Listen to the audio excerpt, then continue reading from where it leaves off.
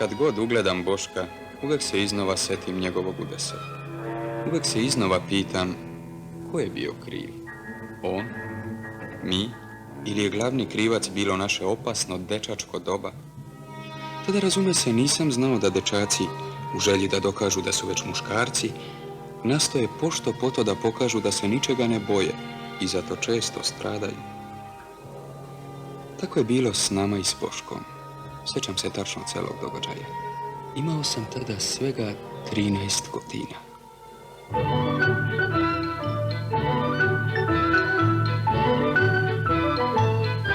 Bato!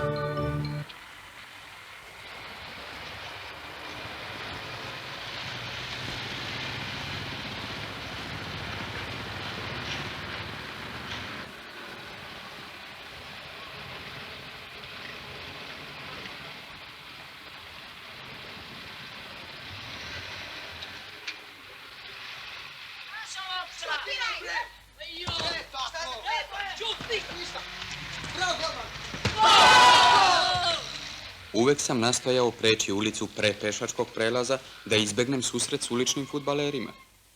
No moja sestra je zahtevala da prelazim ulicu tačno na zato određenom mestu, a to mi je donosilo uvek iste neugodnosti. Eno ga klinac! Pogledajte demonstraciju željezne saobraćajne discipline!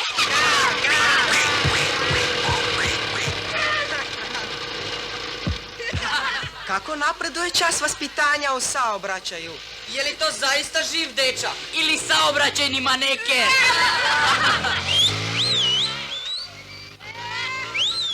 Gle, pa vaša beba već hoda na 2 noge. Mnogo napredno dete. A hoće li smeti u 16. da vozi trotiner?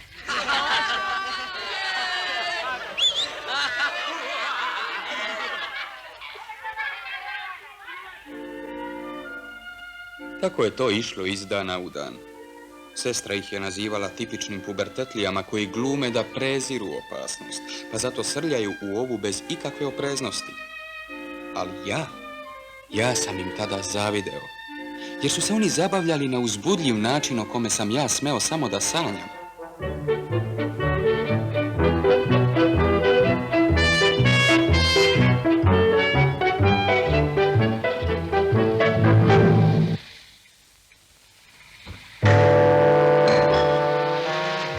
Hoćeš li da te provozam?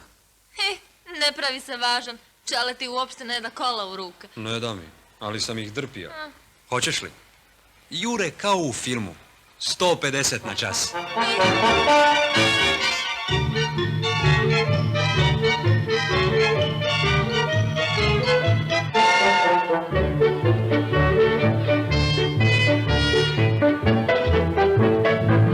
Možeš da povedeš i klinca.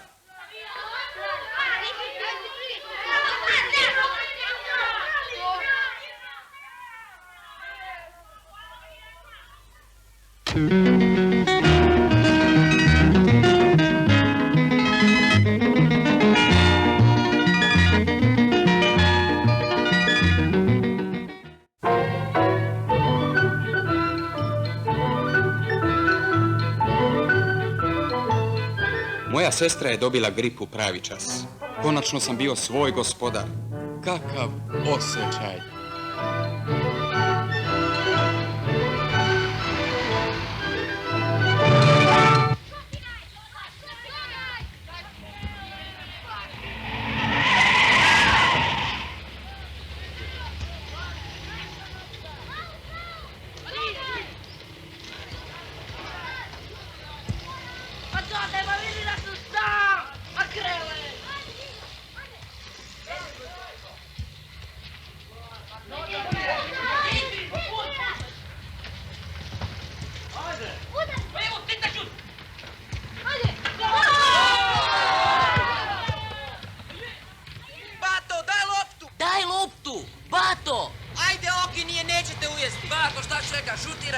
Ne boj se bre, nećeš da slomiš nogu. Taman te ga. On je pravilno saobraćajno vaspitan. On je dobro dete. Ne sme da igra fudbal na ulici. Ne sme.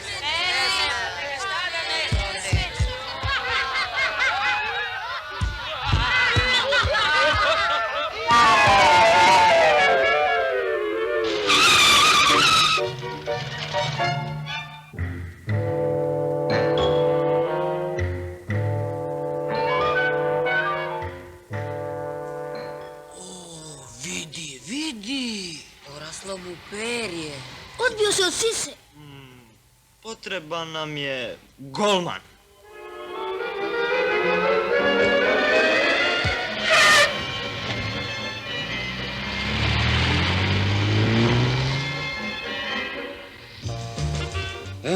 To je bio slavan dan. No fudbal je bio samo prvi deo programa. Kasnije su došle uzbudljivije tačke. Ti su momci istinski umeli da se zabavljaju.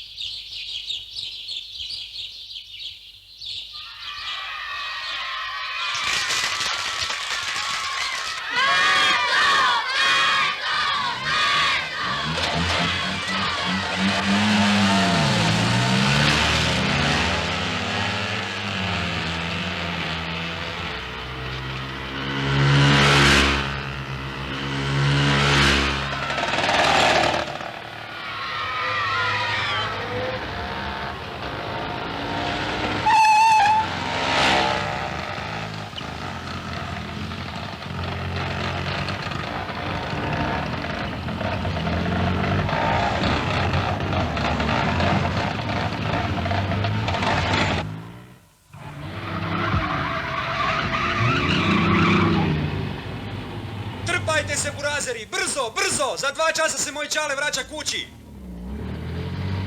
Čekajte, čekajte! Šta će nam on? Nije to sad! Rasplakat će se. Napunit će gaće.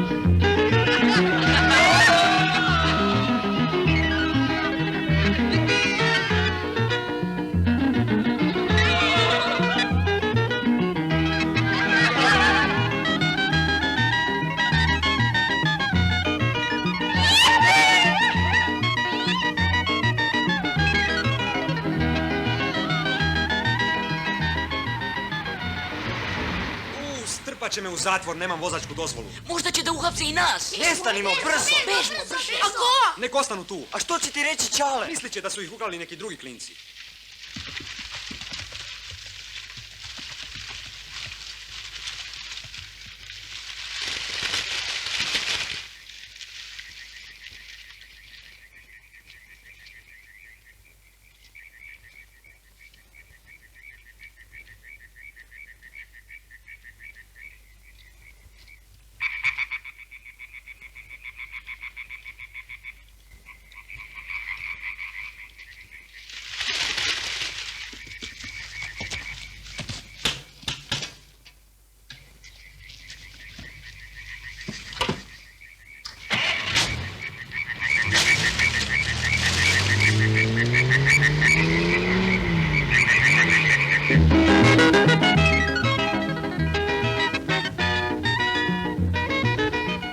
Ko će pre? Pritisni do daske.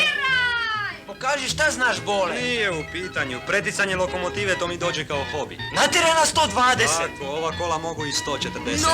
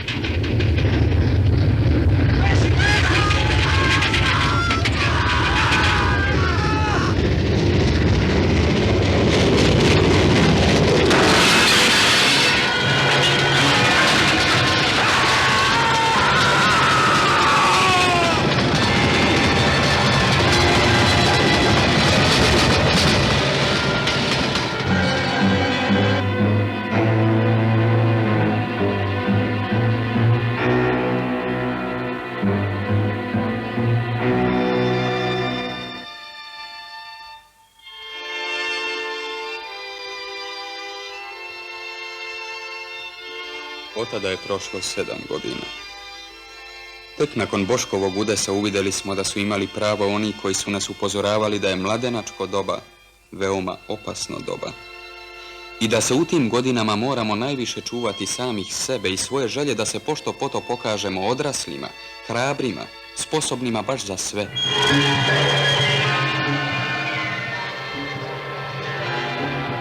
Ne. Saobraćajne površine ne smeju da budu tereni za igre.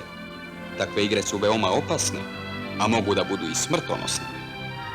Bilo bi veoma dobro da svi dečaci poveruju u to. I to pre nego i sami dožive udes.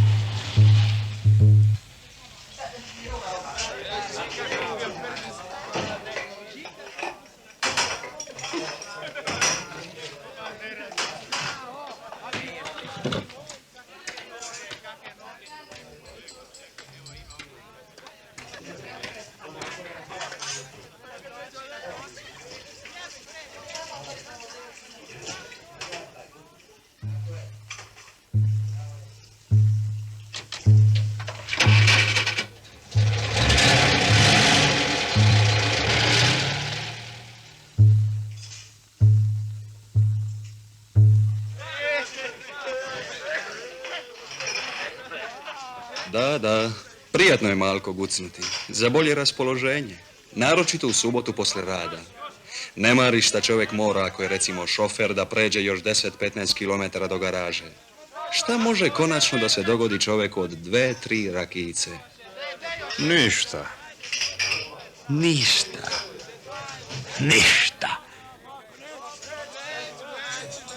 Da, to je opšte mišljenje. Tako misle mnogi vozači. A tako je da kako mislio i vozač koji je pre 20 minuta sedeo za ovim stolom.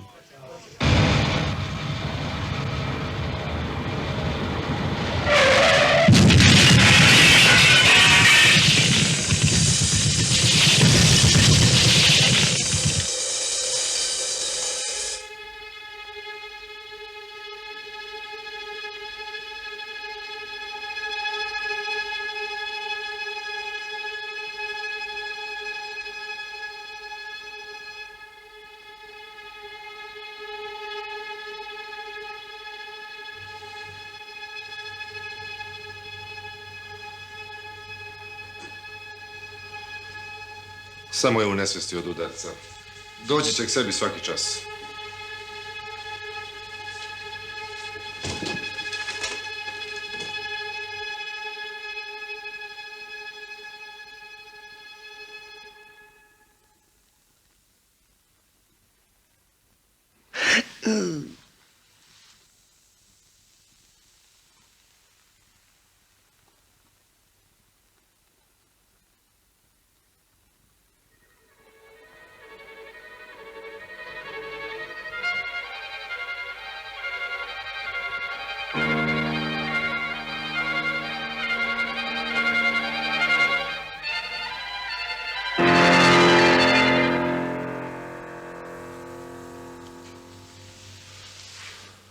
Šta se dogodilo?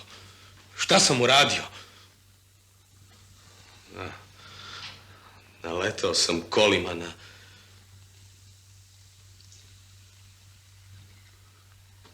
Gde je Mirko? Moj samozač.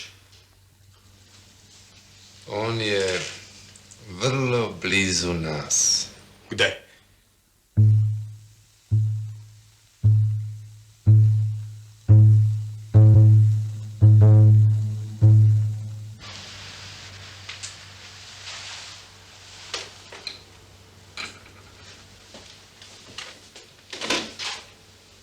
Uviđate li sad što ste učinili? Ugrozili ste život svog najboljeg prijatelja, a unesrećili ste i njegove najmilije. Kako ćete ikad smeti da im pogledate u oči?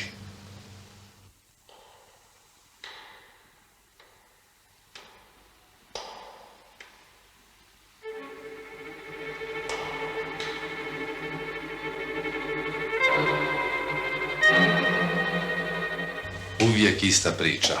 Opiju se, hvališu se da to za njih nije ništa, a kad vide šta su učinili, kaju se i plaču. Takav je na dlaku i baš slučaj. Ja se nisam opio. Popio sam svega 2-3 rakijice. To je baš ono najopasnije. Pogledajte.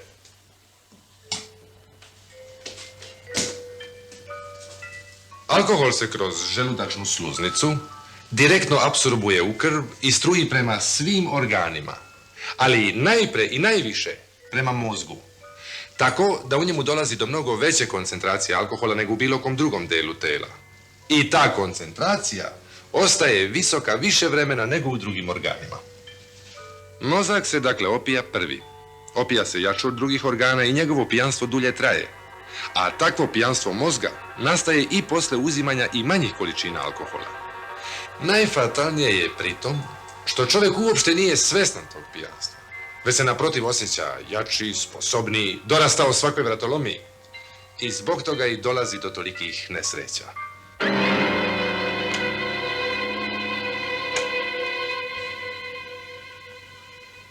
Da sam to bar preznao. Ne biste pili dok upravljate kolima? Ne bih nikako. Ali znate kakvi su naši običaji. Sad hoće da časti ovaj prijatelj, sad onaj. A u subotu da kako toga ima najviše. Pre svršetka rada.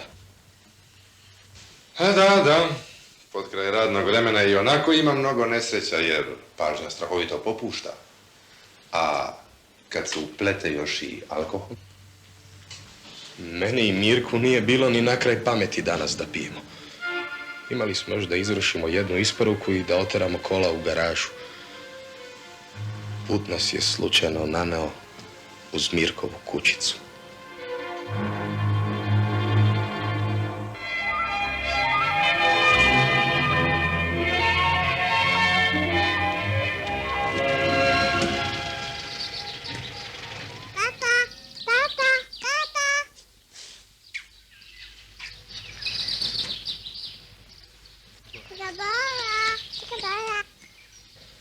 Pripremi to meso dok se vrati. Mnogo si toga kupio. I Bora će biti s nama na ručku. Kad ćete se vratiti? Za 30 minuta. Mogli bismo se vratiti već za 15, ha? Mogli bismo. Ali znaš da nas je Dule pozvao na čašicu. Ne smijemo da mu to odbijemo. Prošli put se skoro uvredio šta nismo prihvatili poziv. Znaš da nemam običaj da pijem. Nemam ni ja. Popiti 2-3 rakijice ne znači piti. Razume se da ne znači. 2-3 rakijice i ne osjetiš. Ne bi osjetilo ni dete, a kamoli čovek.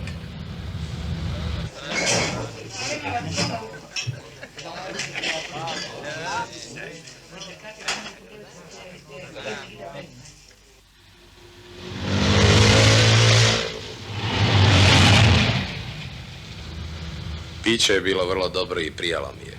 Osjećao sam se upravo vanredno. Opšte poznat prvi stepen pijanstva. Ugodno raspoloženje.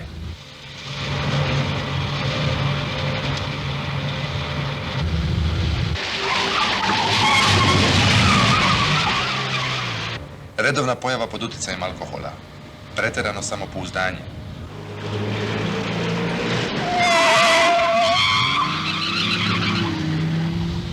Sklonost vratolomijama. Posle par čašica vozač zaboravlja svaku opreznost.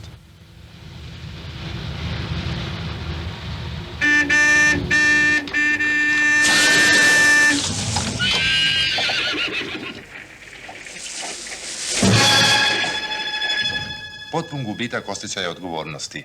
Bezobzirnost.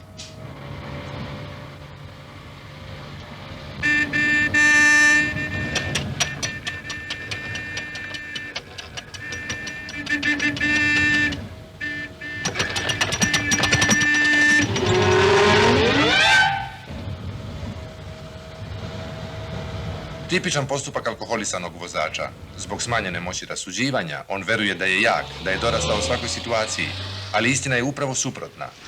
Vrlo je veliki nesklad između onog što on misli da može i onog što stvarno može.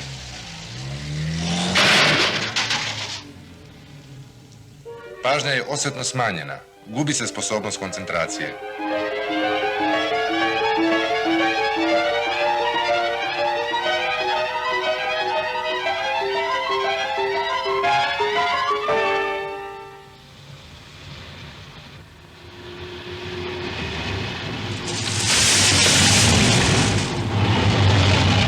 Čula reaguju pogrešno.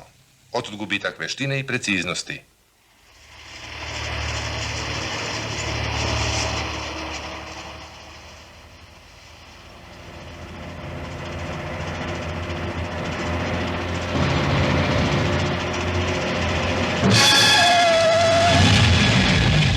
Refleksi su otupljeni. Brzina reakcije usporena, a koordinacija pokreta poremećena. Eto, to je sve rezultat samih 2-3 čašica. U takvom stanju vozač do duše još drži volan u rukama, ali ga uopšte ne drži u svoje vlasti. Njegova sudbina i sudbina onih koje on vozi predana je na milost i nemilost igri slučaja.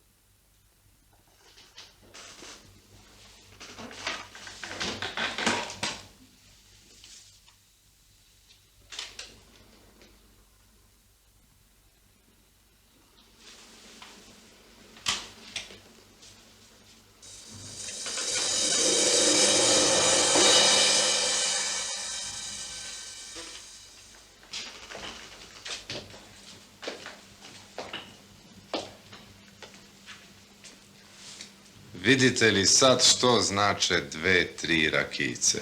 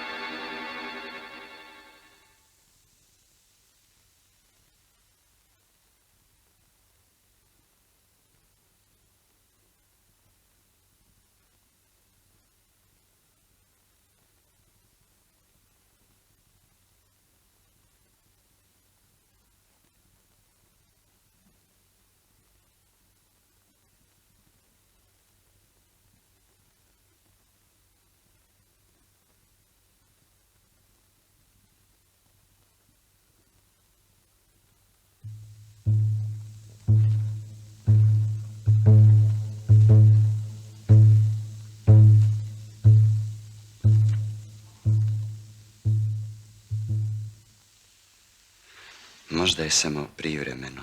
Nadajmo se.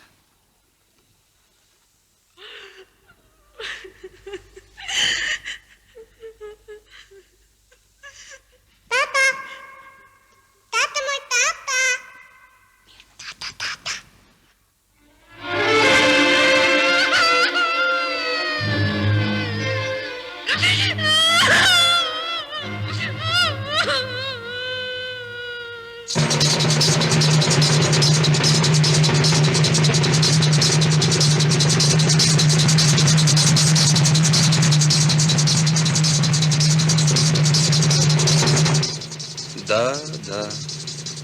Prijatno je malko gucnuti. Tako, za bolje raspoloženje. Šta može konačno da se dogodi čoveku od 2-3 rakijice? Ništa. Ništa. Ništa.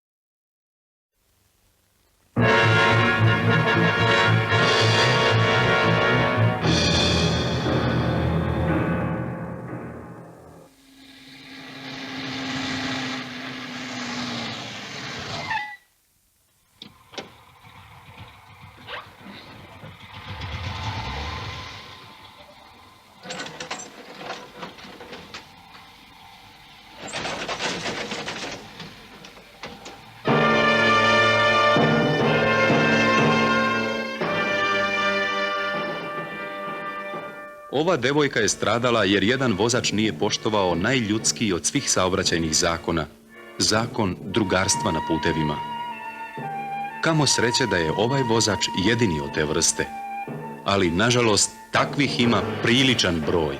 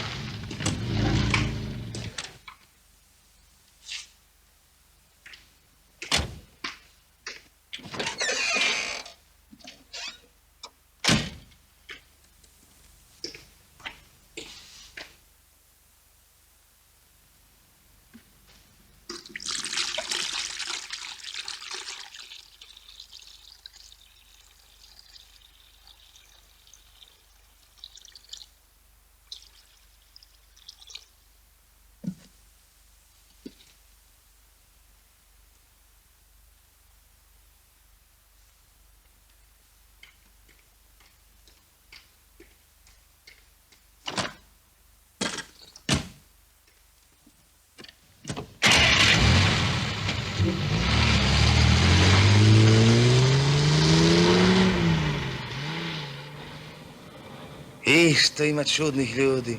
Navaljuju da plate čak i za najmanju uslugu.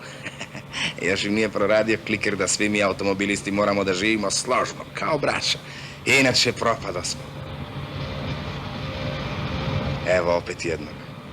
Šta ovaj kaže? Ne ume da popravi kvar. Ja, ne vrini, prijatelj, sve će bradati u redu.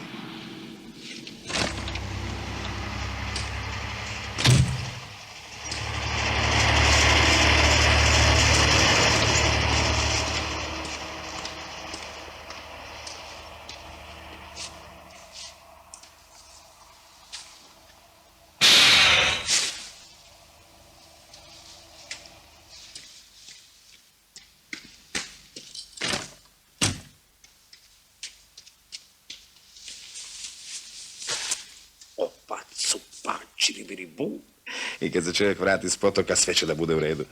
Već ga vidim kako se sav raspilavi od zahvaljivanja, a ni zašto.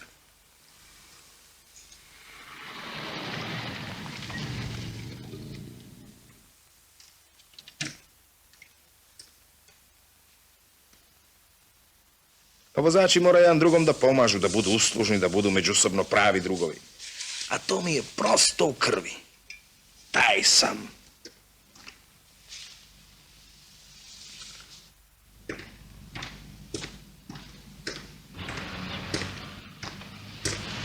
Aj. Ipak je neko zapisao moj broj i otkucao me. Kakvi sve ima ljudi. Ja s njima lepo, drugarski, oni meni nož u leđa. Samo zbog čega me traže? Bilo bi veoma lepo da je samo zbog one sitnice od pre mesec dana.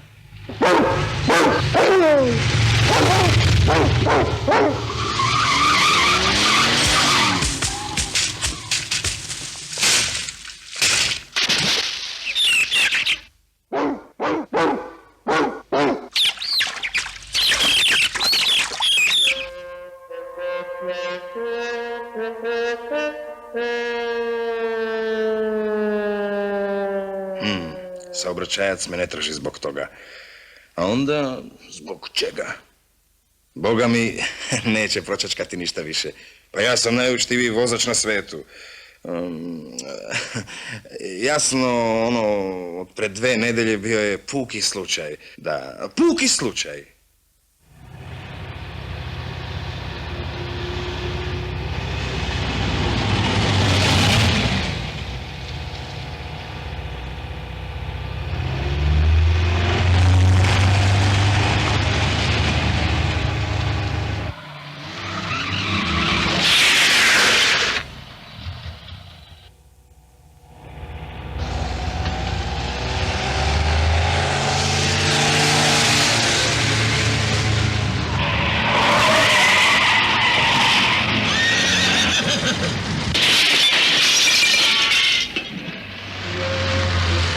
Sad je gotovo sa samokritikom.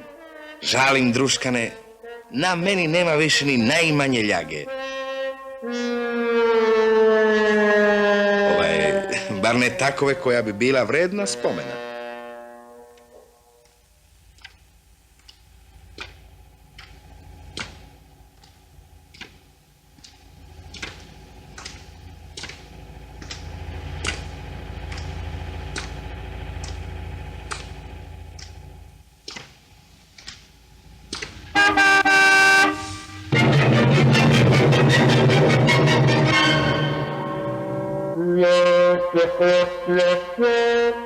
A sada zaista nema više ništa. Pa da me nabiješ na kolac.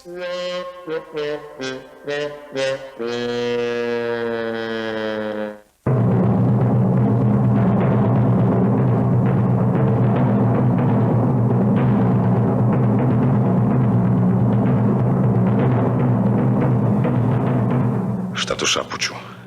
Kažu da čekaju neko obaveštenje iz bolnice. Ko je to u bolnici? Zašto drhtim? Ne, to nije moguće. Onom paru na Vespi se noćas nije dogodilo ništa. Ništa!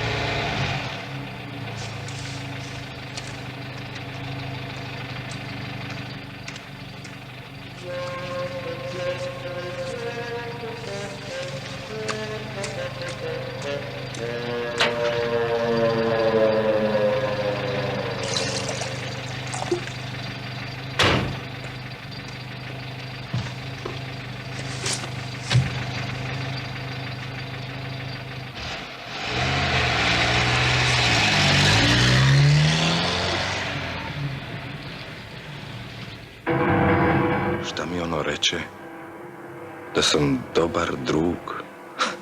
Dobar drug. Dobar drug. Kako se lako dolazi do titule dobrog druga. Možeš da je kupiš za litru benzina ili time da nekom pritegneš šarafčić ili čak da samo mahneš rukom na pozdrav. Ali trebalo bi da čujem šta o mom drugarstvu misle oni čije sam živote ugrožavao na drumu.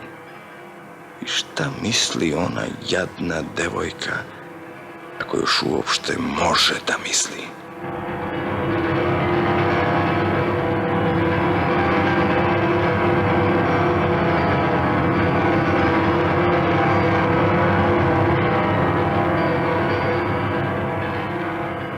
Jeste, zakon drugarstva na putevima je najljudskiji od svih zakona u saobraćaju. Krivo shvaćen, on znači površnu učtivost, jeftinu uslužnost, konvencionalnu pristojnost.